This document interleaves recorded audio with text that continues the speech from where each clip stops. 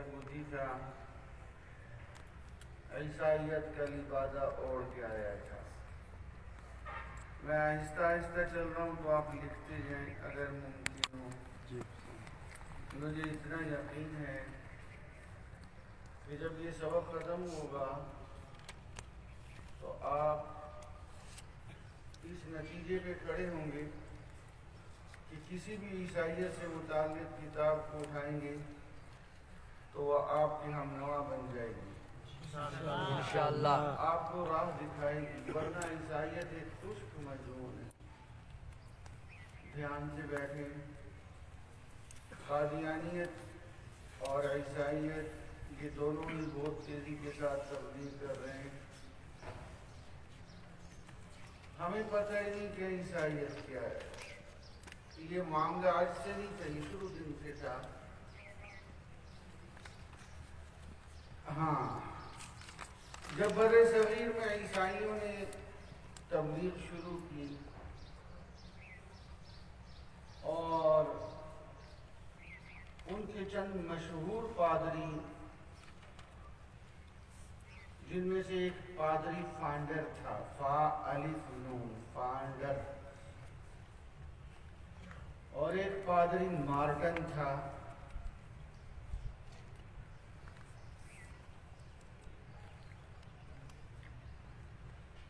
ایسے لوگوں نے آ کے خود پہلے اردو زبان سیکھی اور اس کے بعد تبلیغ شروع کر دی۔ نیچے ہو جاؤ تو بھی ہو، میں نہیں بیٹھنے تم بہت غلط ماحول ہے، نیچے ہو جاؤ، شاباش، برابر ہو جاؤ، سیڑھیوں سے اتر جاؤ نیچے، اتر جاؤ نیچے، میں ایک دفعہ سمجھا رہا ہوں، سیڑھیوں سے نیچے اتر جاؤ،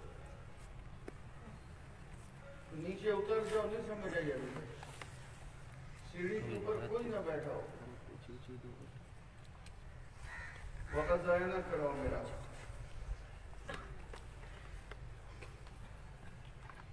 ان کے مقابلے میں مروجہ عیسائیت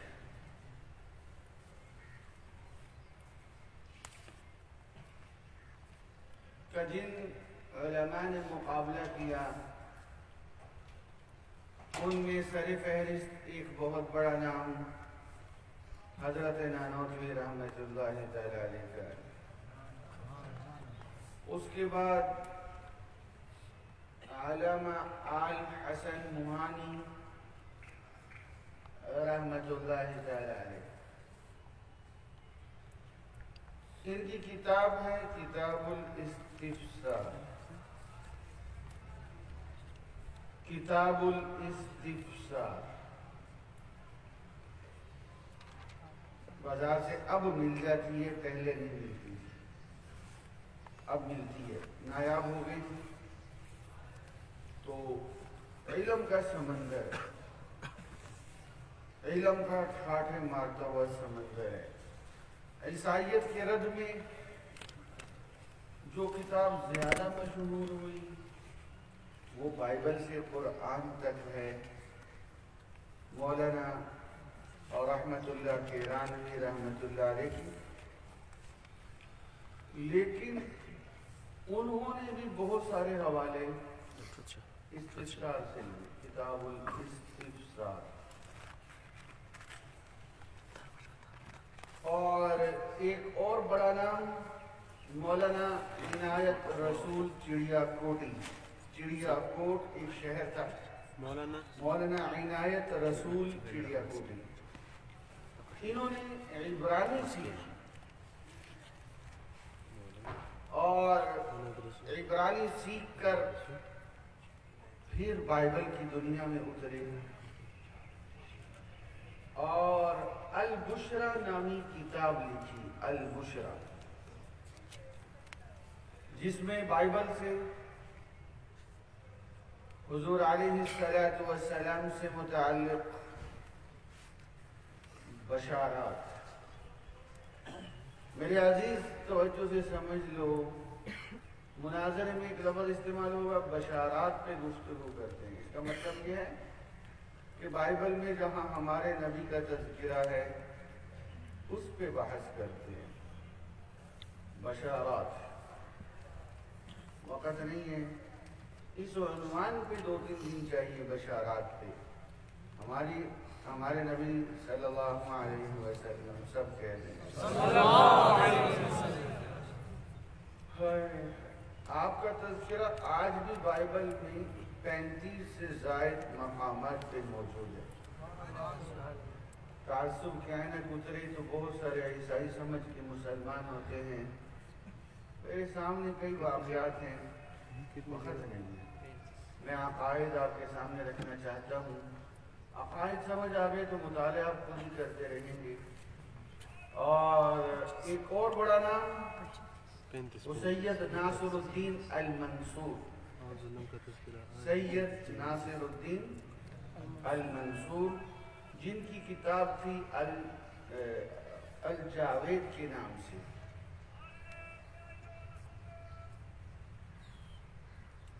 یہ جو الجاوید ہے,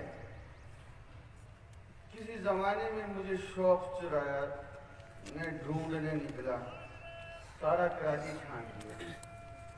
یہ چھاپی تھی میر محمد کتب خانے میں. میں ان کے مکتبے پہ گیا, وہ کہنے لگے کوئی ذوق ہی نہیں تھا تو ہم چھاپتے ہی نہیں. پیچھے ان کا سٹور تھا بے ترتیب. کہنے لگے اس میں ڈھونڈ لو اگر مل جائے. ایک نسخہ ملا 2.5 مہینے کے بعد. وہ جو ملا اس خوشی کو آج تک میرے ذہن میں وہ نقش ہے. اتنی خوشی ہوئی, اتنی پتہ نہیں مجھے کیا مل گیا. وہ بڑی ہے لیکن یہ پرانے زمانے کی اردو ہے اور بے ترتیب حاشیے, ایسے لائنیں ایسے لائنیں ایسے لائنوں میں لکھی ہوئی ہے. لیکن جب بات سمجھ آتی ہے تو روح خوش ہو جاتی ہے. ایسے زبردست علمی سمندر ہے. یہ حضرت نانوتوی رحمۃ اللہ علیہ کے ساتھ مناظرے میں جایا کرتے تھے. ایک اور بڑا نام جو آتا ہے وہ مولانا عبدالحق حقانی صاحب رحمۃ اللہ تعالی علیہ کا ہے. سنجیدہ رہو, سبق کا ٹائم تھوڑا ہے. ان کی تفسیر حقانی, انہوں نے عیسائیت پہ زبردست قسم کا علمی رسید ہے تفسیر حقانی میں. اور ایک اور بڑا نام جو آتا ہے وہ تفسیر ماجدی ہے. مولانا عبد الماجد دریابادی رحمۃ اللہ علیہ, انہوں نے بھی کمال عیسائیت کے متعلق علمی گفتگو کی. اور ایک بڑا نام جو سامنے آتا ہے وہ مولانا محمد ادریس کاندھلوی رحمۃ اللہ تعالی علیہ کا ہے. ان کی معارف القرآن کے اندر بھی جہاں قلم عیسائیت کے متعلق چلا تو خوب چلا. پاکستان میں جن ہستیوں نے بہت بڑا کام کیا ان میں ایک نام علاؤالدین صدیقی رحمۃ اللہ علیہ کا ہے اور ایک بہت بڑا نام ڈاکٹر احسان الحق صاحب کا ہے. انہوں نے ایک کتاب لکھی یہودیت مسیحیت اور کمال اس کے اندر انہوں نے قلم چلایا ہے اور کمال محنت کی ہے. اور اس میں ایک نام مولانا عبداللطیف مسعود ڈسکے والوں کا نام آتا ہے.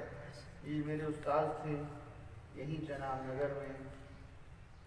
آج سے تقریباً 23-24 برس پہلے میں نے ان سے پڑھا تھا یہاں. مولانا عبداللطیف مسعود رحمۃ اللہ علیہ بڑے متقی آدمی تھے اور بڑے فکر مند تھے. اور ان کے ہمارے یہاں پاکستان میں ایک اور سرخیل جو تھے اس میدان کے شورکوٹ کے مولانا بشیر احمد حسینی رحمۃ اللہ علیہ, یعنی 2-3 سال پہلے ان کا انتقال ہوا ہے. انہوں نے بھی خوب عیسائیت کے متعلق پاکستان میں کام کیا ہے. لیکن اس دور میں اگر کوئی یہ کہے کہ بھئی مجھے صرف ایک کتاب بتا دو جو مجھے کافی اور شافی ہو تو اس کے لیے میں کہوں گا بائبل سے قرآن تک. اس کا اردو ترجمہ اصل میں اظہار الحق اس کا نام تھا. اردو ترجمہ تشریح میں ایک بہت بڑا نام مفتی محمد تقی عثمانی दामत बरकातुहुम व फ़ियूज़ुहुम का आता है। और अभी इन्होंने इसको नए तरीके से कंपोज भी करवाया है। उसका मुकदमा है, मुकदमे में ईसाइयत क्या है, और फिर आगे 3 जिल्दों में वो जो मुकदमा है ईसाइयत क्या है वो खुद हज़रत मुफ्ती तक़ी उस्मानी साहब दामत बरकातुहुमुल आलिया का लिखा हुआ है। ये किताब तो बाहर सूरत हर एक के पास होनी चाहिए, इसका मुतालिया करें, बहुत सारा गिरहें खुलती हैं।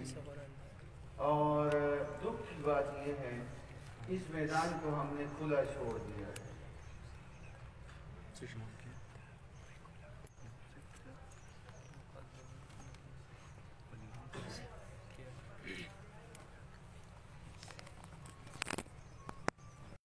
किताब ला के यहाँ मेरे पास रखो, मुहासबे की लॉक में भूल जाऊँगा, एक ले आओ बस। हाँ कोई ले।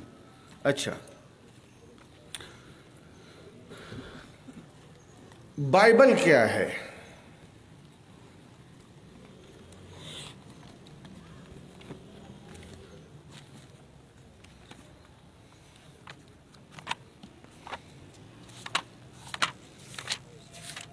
बाइबल अहले किताब अपनी कुतब के मजमूए को बाइबल कहते हैं।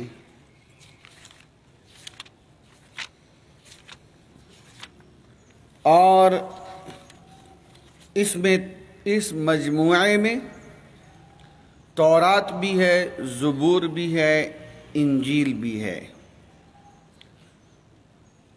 और दीगर अंबिया के सहाइफ भी हैं। तौरात, ज़बूर, इंजील भी है और दीगर अंबिया के, ये अहले किताब कहते हैं। फिर इस बाइबल के 2 हिस्से हैं, पुराना अहदनामा और नया अहदनामा। पुराना अहदनामा और नया अहदनामा। पुराना अहदनामा और नया अहदनामा। ईसा अलैहिस्सलाम के ज़माने से पहले की इल्हामी किताबों को, ईसा अलैहिस्सलाम के ज़माने से पहले की इल्हामी किताबों को, जिसमें तौरात और ज़बूर भी हैं और दीगर अंबिया के सहाइफ भी, उसे पुराना अहदनामा कहते हैं। और जो ईसा अलैहिस्सलाम के ज़माने के बाद की हैं, जिसमें 4 अनाजील हैं और कुछ पोलोस के खुतूत हैं, उनको नया अहदनामा कहा जाता है।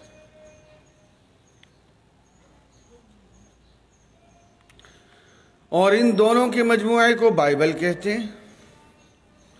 इन दोनों के मजमूए को बाइबल कहते हैं। ये एक अलहदा मज़मून है मुनाजरे का कि नया अहदनामा कुरान मजीद है, ना कि इंजील। अब मैं इतना मुतवज्जे हूँ, ये मेरे हाथ में बाइबल है, ये देखिए, ये मेरे हाथ में ये बाइबल है। ये बाइबल है और इस बाइबल के ये 2 हिस्से हैं। ये आप देख रहे हैं, ये आहद जदीद इसमें लिखा हुआ है। ये आहद कदीम है, ये आहद जदीद है। मेरे कुछ बयानात तफसील से नेट पे रखे हुए हैं। 2007-8 में 7 में मेरा यहाँ मजमून सिर्फ ईसाइयत ही होता था। उस वक़्त के कुछ बयानात उन्होंने उस वक़्त अपलोड किए थे। तो अभी तो तफसील का वक़्त नहीं है, मैं मुख्तसर चल रहा हूँ। तफसील से समझ ना हो तो वहाँ से चेक कर लें। ये आहदनामा जदीद आ गया ना, ये देखे लिखा हुआ है। वो नाम लिखने से सामने आ जाते हैं। मेरा नाम लिखेंगे तो सामने आ जाएंगे। बाकी मुझे नहीं वो ज़्यादा चलाना आता, पता नहीं क्या होता है उसमें। अच्छा, तो ये जो है پرانا عہد نامہ اور نیا عہد نامہ. توجہ سے سمجھو، یہ طرف پرانا عہد نامہ، یہ نیا عہد نامہ. اس پرانے عہد نامے میں تورات اور زبور بھی ہے، دیگر انبیاء کے صحائف بھی ہیں. اور یہ نیا عہد نامہ، اس میں 4 اناجیل ہیں اور پولس کے خطوط ہیں. یہ پولس کے خطوط کیسے آ گئے؟ یہ میں نے پہلے بتایا، یہ ایک منافق شخص تھا. یہ جب گھسا عیسیٰ علیہ السلام کے آسمانوں پہ جانے کے بعد عیسائیت کی صفوں میں، تو یہ تمام حواریوں کو پیچھے کرتا گیا. تیز آدمی تھا یہودی. بائبل میں خود لکھتا ہے کہ میں منافق بن کے آیا، خود لکھا ہوا ہے.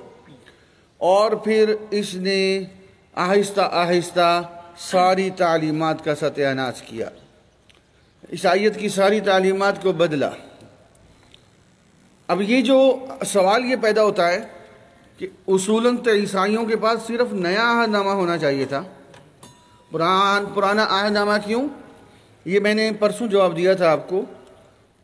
عیسیٰ علیہ السلام کو جو انجیل ملی تھی وہ نئی کتاب ضرور تھی، نئی شریعت نہیں تھی. شریعت تورات والی تھی. شریعت کون سی تھی؟ اس نئے عہد نامے میں جہاں یہ بات آئے گی کہ وہ لوگوں کو شریعت پہ چلنے کا حکم کرتا تھا، یعنی تورات پہ چلنے کا، اصل احکامات تورات کے تھے. تو چونکہ یہ جو حصہ ہے پرانا عہد نامہ، یہ بھی عیسائیوں کے ہاں الہام ہے اور اہم ہے. وہ اس پوری بائبل کو لے کے چلتے ہیں. ہم جب عیسائیوں سے گفتگو کرتے ہیں ہم پوری بائبل سے کرتے ہیں. بسا اوقات عیسائیوں نے صرف نیا عہد نامہ چھاپا ہوتا ہے، تو ہمارے بعض ساتھی جو ہیں وہ اس صرف پرانے یہ نئے عہد نامے کو بائبل کہہ دیتے ہیں. وہ ہنستے ہیں پھر ہمارے اوپر. صرف نئے عہد نامے کا نام بائبل نہیں ہے.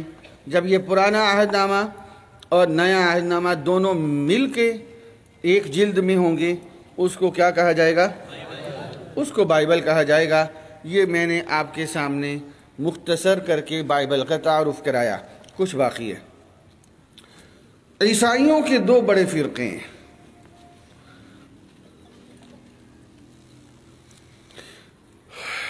ایک کا نام کیتھولک اور ایک کا نام پروٹیسٹنٹ. ٹے جو ہے یہ 3 دفعہ آتا ہے. پروٹیسٹنٹ، پروٹیسٹ احتجاج سے ہے. پروٹیسٹنٹ. کیتھولک بڑا فرقہ ہے. توجہ سے چلتے رہو. کیتھولک اور پروٹیسٹنٹ، پوری دنیا میں یہ دونوں قسم کی چرچ موجود ہیں اور یہ ایک دوسرے کو کافر کہتے ہیں اور یہ ایک دوسروں کی عبادت گاہوں میں جانے کو روکتے ہیں. دونوں کی چرچوں کی شناخت علیحدہ ہے. پاکستان کے جن شہروں میں یہ ہیں، فیصل آباد میں، کراچی میں، پشاور میں، گجرانوالہ میں، سیالکوٹ میں، تمام بڑے شہروں میں جہاں بھی ہیں دونوں ہیں. بعض شہروں میں کیتھولک والے زیادہ چھائے ہوئے ہیں، بعض میں پروٹیسٹنٹ والے زیادہ چھائے ہوئے ہیں. یہ جو کتاب ہے کیتھولک والوں کی بائبل کا نام کلام مقدس. کیتھولک والوں کی بائبل کا نام کیا ہے؟ کلام مقدس. اس کے پرانے عہد نامے میں، عہد نامہ قدیم میں 46 رسائل ہیں. کتنے رسائل ہیں؟ 46. ہم سپارے کہتے ہیں، وہ رسائل کہتے ہیں. اور نئے عہد نامے میں 27. نئے عہد نامے میں کتنے؟ 27. تو یہ دونوں مل کر ہو گئے 73. یعنی اس پوری بائبل میں ٹوٹل رسائل کتنے ہیں؟ 73. 73. اور جو پروٹیسٹنٹ والوں کی بائبل ہے اس کا نام ہے کتاب مقدس. اس کا نام کیا ہے؟ کتاب مقدس. اس کا نام کلام مقدس. پروٹیسٹنٹ والی بائبل کا نام کتاب مقدس. میرے پاس دونوں ہیں، یہاں بھی دونوں ہیں، یہ میں ایک لایا ہوں. پروٹیسٹنٹ والوں کی جو بائبل ہے اس کے پرانے عہد نامے میں 39 رسائل ہیں. کتنے رسائل ہیں؟ 39. اور نئے عہد نامے میں 27 اور نئے عہد نامے میں 27، تو یہ دونوں مل کر ہو گئے 66۔ پرانے کے اندر ہے 39 اور نئے کے اندر ہیں 27، تو یہ دونوں مل کے کتنے ہو گئے؟ 66۔ اب ذرا میری بات پہ توجہ کریں، لکھتے بھی جائیں۔ دونوں کی بائبلوں میں 7 سپاروں کا فرق ہے۔ ان کے 73 ہیں بائبل میں اور ان کے 66 ہیں۔ کتنے سپاروں کا فرق ہے؟ بولتے نہیں ہو؟ 7۔ وہ جو میری گفتگو ہوئی تھی کوئٹہ میں عیسائیوں کے ساتھ، اس میں نے دونوں بائبلیں ان کے سامنے رکھی۔ میں نے کہا یہ ایک بائبل کے اندر 7 سپارے زیادہ ہیں، دوسری بائبل میں 7 سپارے کم ہیں۔ میں نے کہا تمہیں کس نے حق دیا الہامی کتاب کو چھیڑو؟ تمہیں کس نے حق دیا تھا کہ الہامی کتاب میں کم و بیشی کرو؟ یہ حق تمہیں کس نے دیا تھا؟ میں نے کہا تمہیں اعتراض ہمارے قرآن مجید پہ کرتے ہو، اور الحمدللہ 1400 سال گزرنے کے باوجود آج بھی ہم اسی قرآن مجید کی حرف بحرف تلاوت کرتے ہیں جس کی تلاوت آپ صلی اللہ علیہ وسلم نے فرمائی تھی، جس کی تلاوت آپ صلی اللہ علیہ وسلم نے فرمائی تھی، ایک حرف کا بھی فرق نہیں۔ اب میں تفصیل میں جانا نہیں چاہ رہا، وقت نہیں ہے۔ قرآن مجید 3 موجود ہیں، حضرت عثمان غنی رضی اللہ عنہ کے دور کے لکھے ہوئے، بخارا، ترکی اور برطانیہ میں۔ جو برطانیہ والا ہے وہ وہی قرآن مجید ہے جس پہ حضرت عثمان غنی رضی اللہ تعالیٰ عنہ پڑھتے ہوئے شہید ہوئے تھے۔ فَسَيَكْفِيكَهُمُ اللَّهُ، خون کا قطرے کے نشان اب بھی ہیں۔ اس قرآن مجید کو جرمن کی ٹیم نے چیک کیا، اس نے کہا واقعتاً یہ 1400 برس 1300 سے 1400 برس پرانا ہے۔ پھر دوسری ٹیم نے چیک کیا، وہ محبت کے ساتھ چیک نہیں کر رہے تھے، وہ ہمارے دشمن تھے، تنقید کے ساتھ چیک کر رہے تھے۔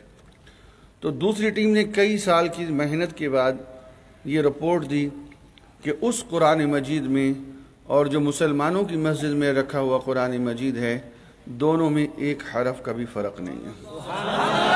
میں نے انہیں عیسائیوں سے کہا، میں نے کہا تم اعتراض ہمارے اوپر کرتے ہو، پہلے اپنے گھر کی خبر لو، 7 سپاروں کا فرق ہے۔ کچھ عرصہ پہلے کیتھولک والوں کا ایک رسالہ نکلتا ہے کلام حق، گجرانوالہ سے، 2005 اپریل کا رسالہ تھا۔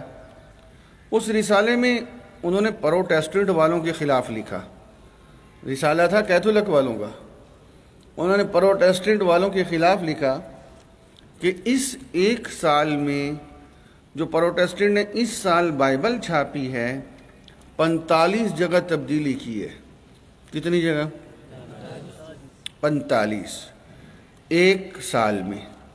پھر اس نے دونوں طرف سے آیتوں کا تقابل کیا، پرانی پروٹیسٹنٹ بائبل میں یہ آیت تھی، اب نہیں میں یہ۔ جس بائبل میں 1 سال میں 45 جگہ تبدیلی ہوئی ہو تو تصور کریں 2000 سال میں اس کے ساتھ کیا ہوا ہوگا۔ اب بات یہ ہے کہ وہ اعتراض ہمارے اوپر اٹھ کے کرتے ہیں، کبھی ہمارے نبی پہ کرتے ہیں، کبھی ازواج مطہرات پہ کرتے ہیں، کبھی آپ علیہ السلام کی بیویوں کے پہ کرتے ہیں، کبھی حدیث پہ کرتے ہیں، کبھی قرآن پہ کرتے ہیں۔ ہم آگے سے خاموش ہوتے ہیں، ہماری خاموشی کی وجہ یہ ہمیں کچھ پتہ نہیں، ہم تیاری نہیں کرتے اس میدان میں، حالانکہ ہمارا حق ہے۔ میں یہ تو نہیں کہتا کہ ان کا سر پھاڑو، محبت کے ساتھ سمجھا تو سکتے ہو نا، اس کو بٹھاؤ، چائے پلاؤ، عیسائی کو اس کو سمجھاؤ بھائی تم غلطی پہ ہو۔ پاکستان کا جو سب سے بڑا کیتھولک فرقے کا پادری تھا، اس کا بیٹا مسلمان ہوا، ایاس پیٹر اس کا نام تھا، 2007-8 کی بات ہے۔ اس کا سارا واقعہ میں نے تفصیل سے پڑھا، بائبل کی ایک آیت کو اس نے سمجھا، اس آیت میں واضح لفظوں میں ہمارے نبی کا تذکرہ تھا، وہ بائبل سے سمجھ کے مسلمان ہوا، لیکن میں دیکھ رہا ہوں کہ ہمارے وقت بہت تیزی سے بھاگ رہا ہے، وہ رہ جائے گا مسئلہ۔ چلو پھر صحیح، تو آگے لکھو بھئی، دونوں بائبلوں میں 7 سپاروں کا فرق ہے۔ عنوان قائم کریں کہ انجیل تو ایک اتری تھی، 4 کیسے ہو گئی؟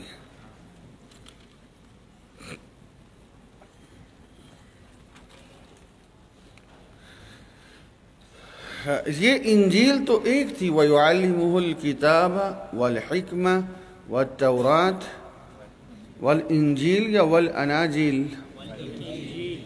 خود بائبل میں بھی جہاں انجیل کا تذکرہ آتا ہے تو صیغہ جو ہے واحد کا ہے، جمع کا نہیں ہے، اناجیل کا نہیں۔ یہ 4 کیسے ہوئیں؟ عیسیٰ علیہ السلام کی جانے کے بعد ہر حواری نے، ماننے والے نے اپنے نام سے بائبل لکھنا شروع کی۔ عیسیٰ علیہ السلام کے جانے کے کچھ ہی عرصے کے بعد، اور ایک جگہ میں نے پڑھا 55 سال کے اندر انجیل اپنی اصلی شکل کھو چکی تھی۔ اس کی وجہ یہ تھی، یہ فطرت کے موافق تھا، یہ عین فطرت کے موافق تھا کہ ایک نبی جاتا، اس کی تعلیمات مٹتی، اللہ تعالیٰ اور نبی بھیج دیتے۔ اگر پہلے نبی کی تعلیمات محفوظ رہیں تو پھر بعد میں آنے والے نبی کی ضرورت نہیں رہتی۔ تو چونکہ ہمارے نبی نے آنا تھا جن کی تعلیمات قیامت تک باقی رہنی تھی، تو اللہ تعالیٰ نے قرآن مجید اور حدیث ہمارے نبی کی تعلیمات کو اپنے ذمے لیا کہ ہم اس کی حفاظت کریں گے، اور اس فعل کو اتنا اونچا کیا، اس حفاظت میں جو شریک ہوا اللہ تعالیٰ نے اس کے فعل کو بھی اپنا فعل قرار دیا۔ یہ میں ایک دفعہ پڑھ رہا تھا، غالباً اگر میں بھول نہیں رہا، مولانا عبد الرحمن اشرفی رحمۃ اللہ علیہ، جامعہ اشرفیہ کے بڑے علمی استاذ تھے، انہوں نے لکھا کہ دیکھو اللہ تعالیٰ فرماتے اِنَّا نَحْنُ نزلنا ذکر وَإِنَّا، ہم اس کی حفاظت کرنے والے ہیں۔ جمع کا صیغہ کیوں آیا؟ واحد کا صیغہ آنا چاہیے تھا۔ تو اللہ تعالیٰ حفاظ کو اس فعل میں اپنے برابر لا کے کھڑا کر رہے ہیں۔ یہ اتنا اونچا کام ہے، اس حافظ کی شان بنی ہی اس وجہ سے ہے، یہ معجزے کی حفاظت کرتا ہے۔ اچھا، تو 4 اناجیل سنو، ہر ایک نے اپنے نام سے انجیل لکھنی شروع کر دی۔ انجیل متی، انجیل مرقس لکھو، 4 اناجیل پہلے تو نام ان کے لکھو۔ انجیل متی اصل میں متا تھا، متی بولتے ہیں ہم بھی، یہ مٹی جیسے لکھتے ہیں متی۔ انجیل متی، انجیل مرقس قاف سین، انجیل لوقا لام واو قاف الف، انجیل یوحنا متی مرقس لوقا اور یوحنا، یہ 4 اناجیل تھیں، متی مرقس لوقا اور یوحنا۔ متی مرقس لوقا اور یوحنا، یہ 4 اناجیل اس وقت بائبل کا حصہ ہیں۔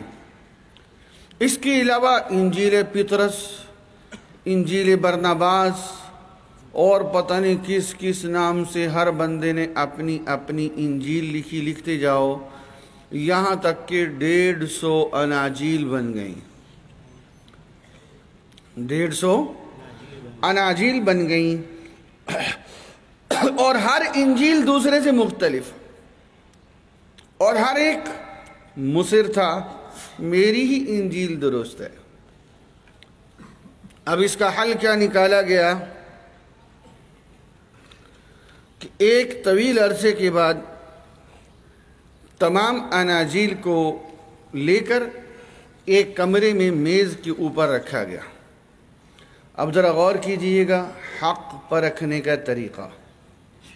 تمام اناجیل کو لے کے ایک میز پہ رکھا گیا، اور اس کمرے کو باہر سے تالا لگایا گیا اور یہ کہہ دیا گیا کہ روح القدس کی مدد سے جو 4 باقی صبح کو میز پہ ہوں گی وہ حق ہوں گی، جو نیچے گری ہوئی ہوں گی وہ ناحق ہوں گی۔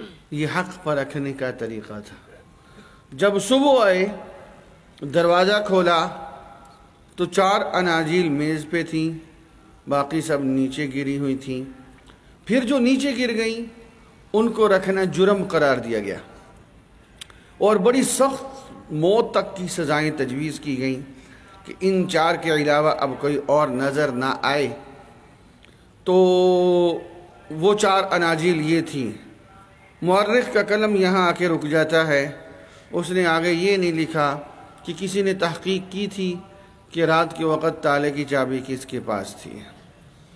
تو یہ 4 اناجیل جو ہیں یہ اس وقت سے بائبل کا حصہ ہیں، متی، مرقس، لوقا اور یوحنا۔ پھر یہ انجیل کے اندر یہ جو 4 اناجیل ہیں، ان 4 اناجیل میں بھی آپس میں اچھی خاصی تحریف ہے۔ ان 4 اناجیل میں بھی آپس کے اندر اچھی خاصی تحریف ہے۔ اور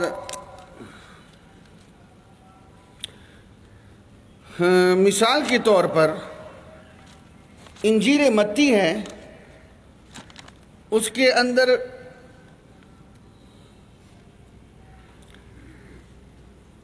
یوسف سے لے کر ابراہیم تک 40 پشتیں ذکر کی گئی ہیں۔ نسب نامہ 40 پشتیں ذکر کی گئی ہیں، اور انجیل لوقا میں یوسف سے ابراہیم تک 55 پشتیں ذکر کی گئی ہیں۔ یہ جو 15 پشتوں کا اضافہ ہے یہ ان دونوں میں ایک جگہ تحریف ہے۔ اس طرح سینکڑوں جگہ پر تحریفات موجود ہیں۔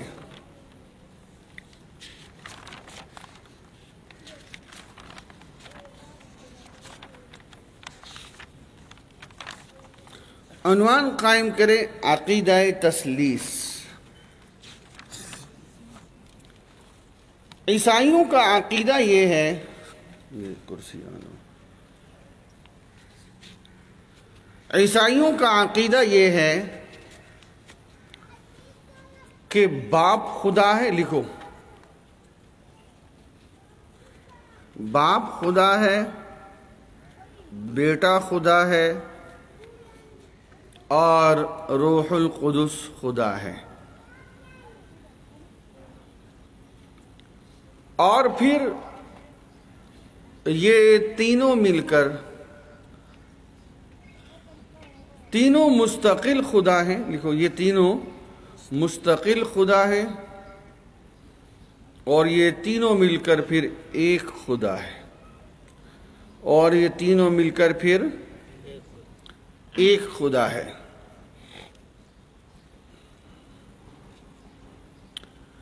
یہ 3 ایک کیسے ہو گئے؟ آج تک عیسائی دنیا یہ بات سمجھا نہیں سکی۔ 3 ایک کیسے ہو گئے؟ آج تک عیسائی دنیا یہ بات ہے، لکھتے جاؤ جلدی کرو، سمجھا نہیں سکے۔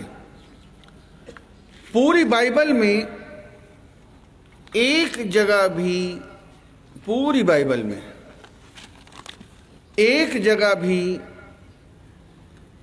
تثلیث کے متعلق عیسائیوں کے پاس کوئی دلیل موجود نہیں۔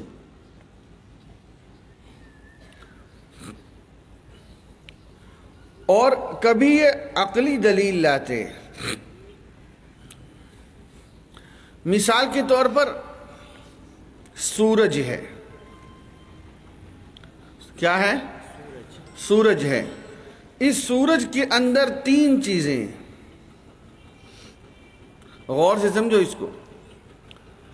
ایک وہ گول ٹکیا ہے، نمبر 2 تپش ہے، نمبر 3 روشنی ہے۔ کتنی چیزیں ہوگی؟ گول ٹکیا، تپش اور عیسائی کہتے ہیں دیکھو یہ 3 ہیں اور 3 مل کر پھر ایک سورج ہے، 3 مل کر پھر ایک ہے، کیا ہے بولو؟ سورج ہے۔ ہم یہ جواب دیتے ہیں کہ تمہارا عقیدہ یہ ہے کہ تینوں مستقل خدا ہیں، تینوں کیا ہیں؟ یہاں صرف اگر ایک ٹکیا کو چھپا دیا جائے، صرف ٹکیا کو چھپا دیا جائے سورج کی، تو روشنی بھی ختم، تپش بھی ختم، تو پتہ چلا یہ مستقل نہیں ہے۔ عیسائی دنیا اس عقیدے سے متعلق دلیل دینے سے قاصر ہے۔ اب یہ تثلیث کے مضمون پہ ہی 2 گھنٹے چاہیے تھے۔ عقیدہ نمبر 2، عقیدہ ابنیت مسیح، عقیدہ ابنیت مسیح۔ وقالت النصارى المسيح ابن الله ذلك قولهم بأفواههم، منہ کی باتیں۔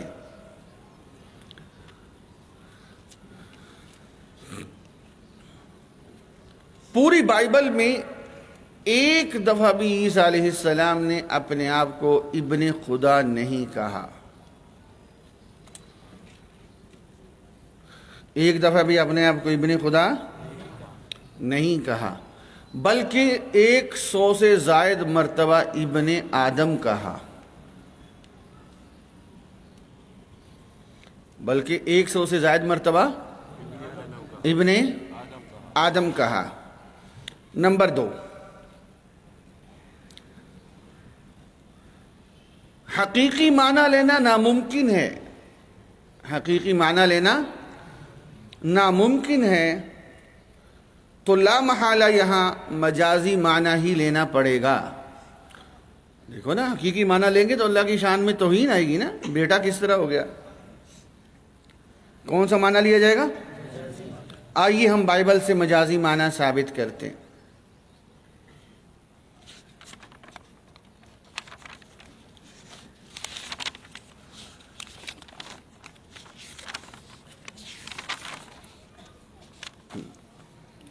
انجیل مرقس میں ہے،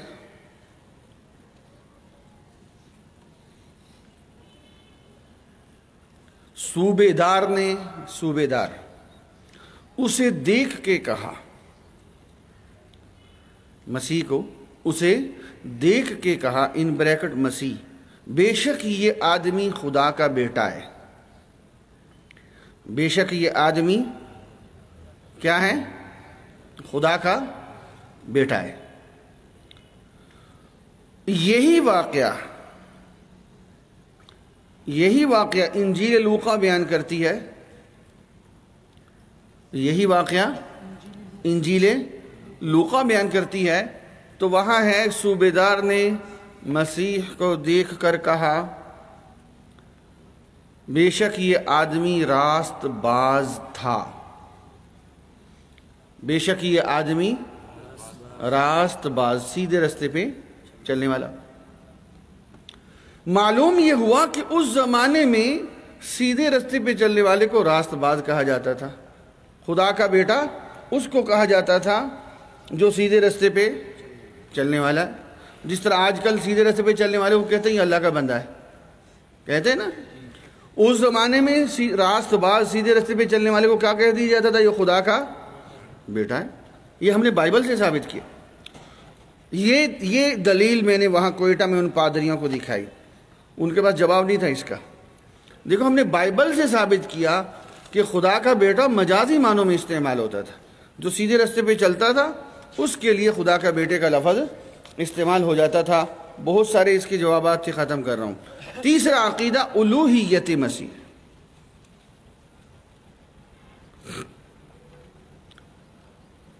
لقد کفر الذین قالوا ان اللہ هو المسیح ابن مریم۔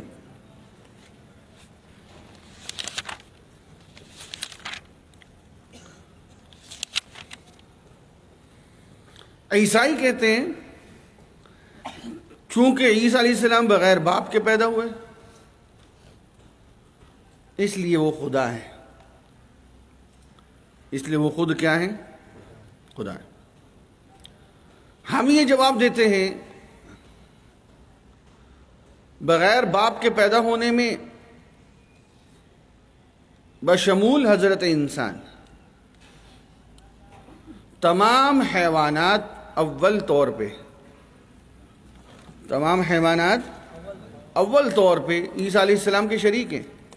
کوئی بھی کیڑا ہے وہ بغیر باپ کی پہلی دفعہ پیدا ہوا ہے نا، یہ تو سارے ہی خدا بن جائیں گے۔ آدم علیہ السلام بھی خدا۔ جواب نمبر 2، چلو اس کو چھوڑو، جواب نمبر 2 چھوڑو، وقت نہیں۔ کبھی عیسائی کہتے ہیں چونکہ عیسیٰ علیہ السلام نے مردوں کو زندہ کیا اس وجہ سے خدا ہے، شبہ نمبر 2۔ کبھی کہتے ہیں مردوں کو زندہ کیا اس وجہ سے خدا ہے۔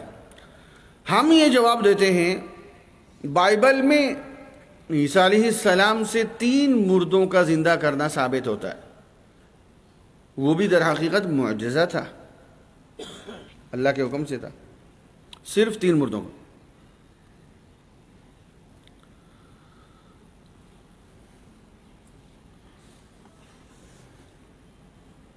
جبکہ حزقیل علیہ السلام سے ہزاروں مردوں کا زندہ کرنا بائبل سے ثابت ہے۔ حزقیل علیہ السلام سے ہزاروں مردوں کا زندہ کرنا بائبل سے ثابت ہے، اور یوشع علیہ السلام سے بھی مردہ زندہ ہوئے ان کے ہاتھوں سے۔ پھر تو تمہیں انہیں بھی خدا ماننا پڑے گا۔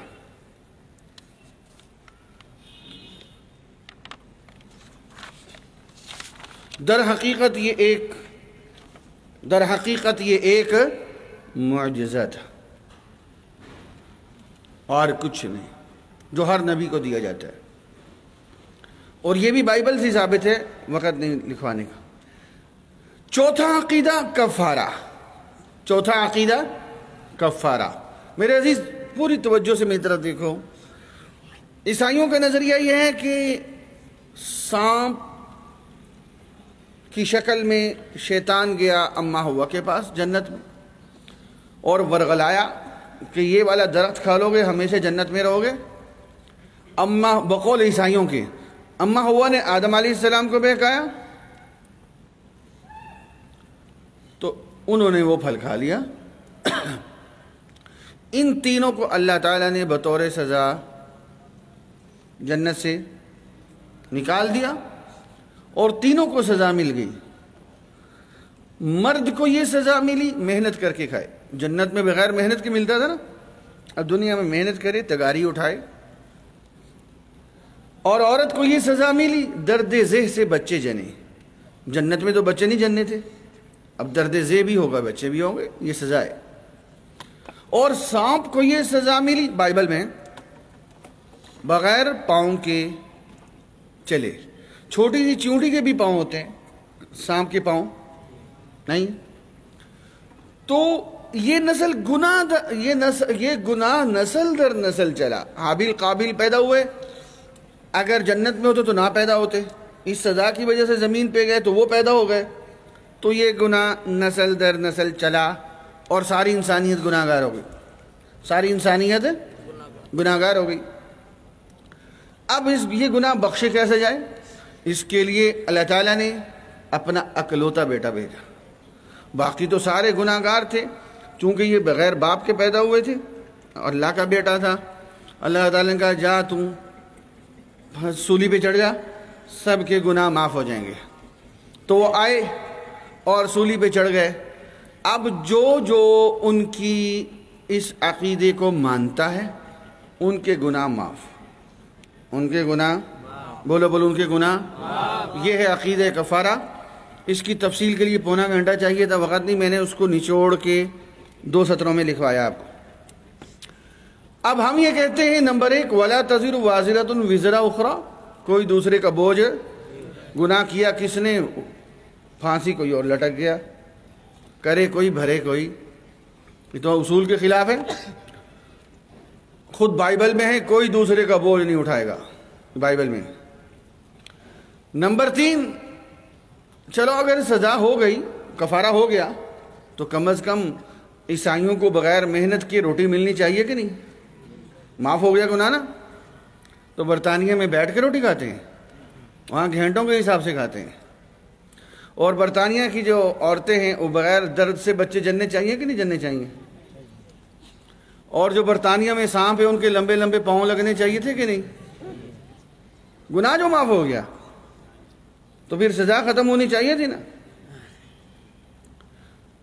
یہ ان کا بناوٹی عقیدہ ہے. اس عقیدے کے پیچھے یورپ کی فحاشی اور عریانی ہے اور شراب نوشی ہے. بخشے گئے ہم تو اس گناہ کی وجہ سے. اور آخری عقیدہ صلیب مسیح. عیسائی کہتے ہیں عیسیٰ علیہ السلام کو سولی ہوئی، ہم کہتے ہیں کہ نہیں ہوئی، اور اس پر بائبل سے 20 دلائل ہیں. اس کو بھی روکتا ہوں. بنیادی بات لے لو، ہم عنوان قائم کر